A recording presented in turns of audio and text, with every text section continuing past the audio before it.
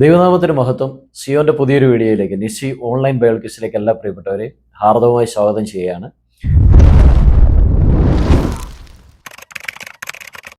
നമ്മുടെ ബൈബിൾ ക്വിസിന്റെ അവസാനത്തെ എപ്പിസോഡാണ് ഇന്ന്.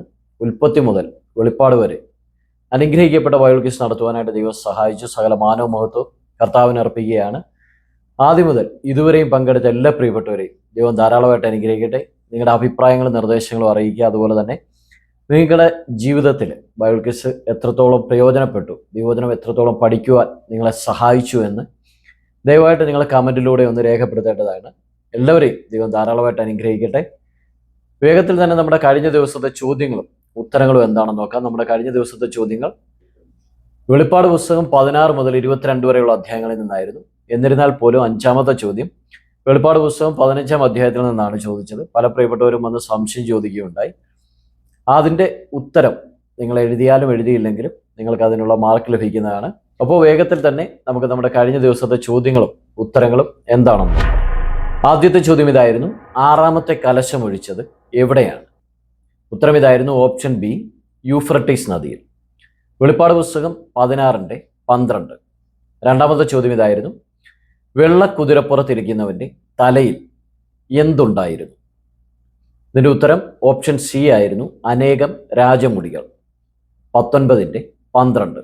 മൂന്നാമത്തെ ചോദ്യം ഇതായിരുന്നു: ദൂതൻ അളന്നപ്പോൾ നീളവും വീതിയും ഉയരവും ഒരുപോലെ കണ്ടെത്തപ്പെട്ട വിശുദ്ധ നഗരത്തിൻ്റെ അളവ് എത്രയാണ്? ഉത്തരം ഇതായിരുന്നു: ഓപ്ഷൻ ബി, 12,000 നാഴിക. 21:16. നാലാമത്തെ ചോദ്യം ഇതായിരുന്നു: ഈ പുസ്തകത്തിലെ പ്രവചനങ്ങൾ മുദ്രയിടരുതെന്ന് ദൂതൻ പറഞ്ഞതിൻ്റെ കാരണം എന്താണ്? ഉത്തരം ഇതായിരുന്നു: സമയം അടുത്തിരിക്കയാൽ. വെളിപ്പാട് 22:10. അഞ്ചാമത്തെ ചോദ്യം ഇതായിരുന്നു: സകല ജാതികളും വന്ന് കർത്താവിൻ്റെ തിരുസന്നിധിയിൽ നമസ്കരിപ്പാൻ കാരണമായത് എന്താണ്? ഉത്തരം: നിന്റെ ന്യായവിധികൾ വിളങ്ങി വന്നതിനാൽ. വെളിപ്പാട് 15:4. ആറാമത്തെ ചോദ്യം ഇതായിരുന്നു: നഗരമതിലിൻ്റെ 4-ാമത്തെ അടിസ്ഥാനം എന്തുകൊണ്ടുള്ളതാണ്? ഉത്തരം ഇതായിരുന്നു: മരതകം കൊണ്ട്. 21:19. ഏഴാമത്തെ ചോദ്യം ഇതായിരുന്നു: ശത്രുവിനെ ബന്ധിക്കാൻ ഉപയോഗിച്ച 2 വസ്തുക്കൾ ഏവ? ശത്രു എന്നാൽ പിശാച്. ഉത്തരം ഇതായിരുന്നു: വലിയ ചങ്ങലയും അഗാധ കൂപത്തിന്റെ താക്കോലും. വെളിപ്പാട് 20:1-2 വാക്യങ്ങൾ. എട്ടാമത്തെ ചോദ്യം ഇതായിരുന്നു: മഹാബാബിലോന്റെ വീഴ്ചയിൽ ഏറ്റവും കൂടുതൽ വിലപിച്ച 3 കൂട്ടർ ആരൊക്കെയാണ്? ഉത്തരം ഇതാണ്: ഭൂമിയിലെ രാജാക്കന്മാർ, വ്യാപാരികൾ, കപ്പൽക്കാർ. വെളിപ്പാട് 18:9-19 വാക്യങ്ങൾ. ഒൻപതാമത്തെ ചോദ്യം: മഹാദൈവത്തിന്റെ അത്താഴത്തിന് വന്നു കൂടുവിനെന്ന് പറഞ്ഞത് ആരോടാണ്? ഉത്തരം ഇതാണ്: ആകാശമധ്യേ പറക്കുന്ന സകല പക്ഷികളോടും. വെളിപ്പാട് 19:17 ഇങ്ങനെയാണ് വായിക്കുന്നത്: ഒരു ദൂതൻ സൂര്യനിൽ നിൽക്കുന്നത് ഞാൻ കണ്ടു, അവൻ ആകാശമധ്യേ പറക്കുന്ന സകല പക്ഷികളോടും. 10-ാമത്തെ ചോദ്യം ഇതായിരുന്നു: യേശുവിൻ്റെ ദൃഷ്ടിയിൽ ഞാൻ പെട്ടിട്ടുണ്ട്, ഒരു രാജാവിൻ്റെ നിദ്രയിൽ ഞാൻ പ്രത്യക്ഷപ്പെട്ടിട്ടുണ്ട്, സകല ജാതികളുടെയും ക്ഷേമവുമായി എനിക്ക് ബന്ധമുണ്ട്, ഞാൻ ആരാണ്? ഉത്തരം ഇതാണ്: ഇല. യേശുവിൻ്റെ ദൃഷ്ടിയിൽ ഞാൻ പെട്ടിട്ടുണ്ട് എന്ന് പറഞ്ഞത്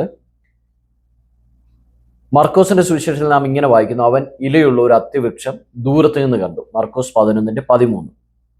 ഒരു രാജാവിൻ്റെ നിദ്രയിൽ ഞാൻ പെട്ടിട്ടുണ്ട് എന്ന് പറഞ്ഞത് അതിൻ്റെ ഇല ഭംഗിയുള്ളതും ഫലം അനവധിയുമായിരുന്നു എന്ന് ദാനിയേൽ പ്രവചനം 4:11-12 വായിക്കുന്നു. സ്വപ്നം കണ്ട രാജാവ് നെബൂഖദ്നേസറാണ്. ദാനിയേൽ 4-ാം അധ്യായം. മൂന്നാമതായി പറഞ്ഞത് സകല ജാതികളുടെയും ക്ഷേമവുമായി എനിക്ക് ബന്ധമുണ്ടെന്നാണ്. അത് വെളിപ്പാട് പുസ്തകത്തിൽ നിന്ന് തന്നെയാണ്. വൃക്ഷത്തിന്റെ ഇല ജാതികളുടെ രോഗശാന്തിക്ക് ഉതകുന്നു. വെളിപ്പാട് 22:2. ഇത്രയുമായിരുന്നു നമ്മുടെ കഴിഞ്ഞ ദിവസത്തെ ചോദ്യങ്ങളും ഉത്തരങ്ങളും. ഉത്തരങ്ങൾ അയച്ച എല്ലാവരെയും ദൈവം ധാരാളമായിട്ട് അനുഗ്രഹിക്കട്ടെ. ഈ ചോദ്യത്തിന് ഉത്തരങ്ങൾ അയച്ചവർ ആരൊക്കെയാണെന്ന് നോക്കാം. ആദ്യം തന്നെ അനിത ചന്ദ്രൻ ഒരു സംശയം പറഞ്ഞിട്ടുണ്ട്. ഇത് 11 വാക്യമേ ഉള്ളൂ, പക്ഷേ അതിൽ 1-2 വാക്യമായിരുന്നു. പക്ഷെ ഞാൻ പറഞ്ഞപ്പോൾ അത് 12-ാം വാക്യം ഒന്നായിപ്പോയതാണ്, ക്ഷമിക്കുക. സിസ്റ്റർ ആശായെ, sister Rejimol, sister Suja James, sister Nirmala Vijayan, sister Susan Philip Cherian, sister Liji Mathew, sister Geethamma Raju, sister Sally Joseph, brother George T G. Revelation 8-15 chapter answer കറക്റ്റാണല്ലോ. പലരും അഗ്നിവർണ്ണം എന്നുള്ളിടത്ത് തീ നിറം എന്നുള്ള ചോദ്യത്തിന് പലരും മറ്റ് പല ആൻസർ എഴുതിയിട്ടുണ്ട്. കൂടുതൽ ആൻസർ എഴുതിയതുകൊണ്ട് അല്ലെങ്കിൽ അതിനോടനുബന്ധിച്ചുള്ള ആൻസർ അല്ലാതെ വന്ന ആൻസറുകൾക്കൊന്നും നമ്മൾ മാർക്ക് കൊടുത്തിട്ടില്ല. വ്യക്തമായിട്ട് ആ തീ നിറത്തിലുള്ളത് എന്ന് തുടങ്ങുന്ന ആൻസർ എഴുതിയത് മാത്രമേ നമ്മൾ പരിഗണിച്ചിട്ടുള്ളൂ. ബ്രദറിൻ്റെ അങ്ങനെയാണെന്ന് കരുതുന്നു. ബ്രദർ കഴിയുമെങ്കിൽ ഇനി അടുത്ത വേൾക്കസിൽ പങ്കെടുക്കുമ്പോഴെങ്കിലും എൻ്റെ വാട്സപ്പ് നമ്പറിലൊന്ന് വരുവാനായിട്ട് ശ്രമിക്കുക. ഇതുവരെയും പല സഹോദരിമാരും വാട്സപ്പിൽ വന്ന് മെസ്സേജ് അയക്കുന്നുണ്ട്, സംശയം ചോദിക്കുന്നുണ്ട്. ബ്രദർ ഇതുവരെയും വന്നിട്ടില്ല. അതുകൊണ്ട് ബ്രദർ അടുത്ത പ്രാവശ്യമെങ്കിലും അങ്ങനെ ശ്രമിക്കുക. ഇതിനകത്ത് എപ്പോഴും മറുപടി തരുവാനായിട്ട് പറ്റത്തില്ല, അതുകൊണ്ടാണ്. Sister Jemi Mathew, sister Binny Baby, ഇത് പേഴ്സണലായിട്ട് ചോദിച്ചതിന് റിപ്ലൈയും കൊടുത്തതാണ്. Sister Elizabeth Sam, sister Alice Yohannan, sister Binny Baby, sister Lissy Vincent, sister Praveena Sunil, sister Sunitha Shaji, sister Sheela Sunil, sister Annamma, sister Dolly Jayan, sister Geetha Varghese, sister Jalaja, sister Lijimol K Chandy, sister Jalaja, sister Lithi Thomas, sister Suma Prasad, sister R Nancy, sister Sosamma Kuriakose, sister Premkumari, sister Sheena Aji, sister Valsama Varghese, sister Sreeja Kumari. എൻ്റെ പേര് Sreeja. Bible ക്വിസിൽ പങ്കെടുക്കാറുണ്ട്. ഉത്തരങ്ങൾ ഞാൻ അയക്കാറില്ല. ചില തെറ്റുകൾ വരാറുണ്ട്. പുതിയ Bible quiz തുടങ്ങുന്നതെന്ന് അറിഞ്ഞാൽ വളരെ സന്തോഷമുണ്ട്. ഇതിൻ്റെ പിന്നിൽ പ്രവർത്തിക്കുന്ന എല്ലാവരെയും ദൈവം ധാരാളമായിട്ട് അനുഗ്രഹിക്കുമാറാകട്ടെ. ആമേൻ. ദൈവം ധാരാളമായിട്ട് അനുഗ്രഹിക്കട്ടെ. ബൈബിൾ ക്വിസിൽ പങ്കെടുക്കാതിരിക്കരുത്, പങ്കെടുക്കുക. തെറ്റിപ്പോവും എന്ന് കരുതിയിട്ട് പങ്കെടുക്കാതിരിക്കരുത്. നമുക്ക് ദൈവവചനം പഠിക്കാൻ വേണ്ടിയാണ്. അപ്പോൾ തെറ്റിയാലേ നമുക്കടുത്തത് വീണ്ടും ശ്രമിച്ച് ശരിയാക്കാൻ പറ്റുകയുള്ളൂ, അല്ലെ വചനം പഠിക്കുവാനായിട്ട് സാധിക്കുള്ളൂ. അതുകൊണ്ട് അടുത്ത ബൈബിൾ ക്വിസിൽ തീർച്ചയായിട്ടും പങ്കെടുക്കുക. Sister Jaya George, sister Sumathi bhai, sister Ancy John Thomas പറഞ്ഞിട്ടുണ്ട്, ബൈബിൾ ക്വിസ് വളരെ അനുഗ്രഹമായിരുന്നു.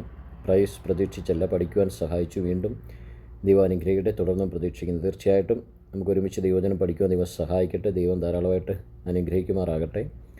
Sister Saramma Joseph, sister Jacintha Vayalil, Jessie Antony, brother Sasi Kottayam. Brother, എനിക്ക് സൗകര്യമുണ്ടായിരുന്നത് കൊണ്ട് അത് 5 മണിക്ക് അയക്കാൻ പറ്റിയില്ല, അതുകൊണ്ട് കുഴപ്പമൊന്നുമില്ലല്ലോ. ഓക്കെ, അല്പം താമസിച്ചാലും കുഴപ്പമൊന്നുമില്ല. സൗകര്യമില്ലായിരുന്നു എന്നാണ് ഉദ്ദേശിച്ചതെന്ന് വിചാരിക്കുന്നു. കുഴപ്പമില്ല. സിസ്റ്റർ ജെസ്സി ആൻ്റണി താങ്ക്സ് പറഞ്ഞിട്ടുണ്ട്. Okay, welcome. Brother George T G, sister Susamma Thomas. ഇത്രയും പേരാണ് ഉത്തരങ്ങൾ അയച്ചിരിക്കുന്നത്. ശരി ഉത്തരം അയച്ച് വിജയികളായത് ആരൊക്കെയാണെന്ന് നോക്കാം. നമ്മുടെ 10ാമത്തെ ചോദ്യത്തിൽ വെളിപ്പാട് 22:2 ഇങ്ങനെയാണ് വായിക്കുന്നത്: നദിക്ക് ഇക്കരയും അക്കരയും ജീവവൃക്ഷമുണ്ട്, അത് 12 വിധം ഫലം കായ്ച്ചു മാസം തോറും അതത് ഫലം കൊടുക്കുന്നു. വൃക്ഷത്തിൻ്റെ ഇല, അതായത് ഇലയാണ് ജാതികളുടെ രോഗശാന്തിക്ക് ഉതകുന്നത്. പല പ്രിയപ്പെട്ടവരും ജീവവൃക്ഷം എന്ന് എഴുതിയിട്ടുണ്ട്. ആ ഉത്തരം ശരിയല്ല. ജീവവൃക്ഷമല്ല, ജീവവൃക്ഷത്തിൻ്റെ ഇലയാണ് രോഗശാന്തിക്ക് ഉതകുന്നത്. അപ്പോൾ ഇലയെന്ന് എഴുതിയവർക്ക് മാത്രമേ മാർക്ക് ലഭിക്കുകയുള്ളൂ. സിസ്റ്റർ ആശായെ, sister Rejimol, sister Binny Baby, sister Praveena Sunil, sister Sunitha Shaji, sister Lijimol K Chandy, sister Liji Thomas, brother George T G. ഇത്രയും പേരാണ് ശരി ഉത്തരം അയച്ച് വിജയികളായിരിക്കുന്നത്. വിജയികൾക്ക് അഭിനന്ദനങ്ങൾ. എല്ലാവരെയും ദൈവം ധാരാളമായിട്ട് അനുഗ്രഹിക്കട്ടെ.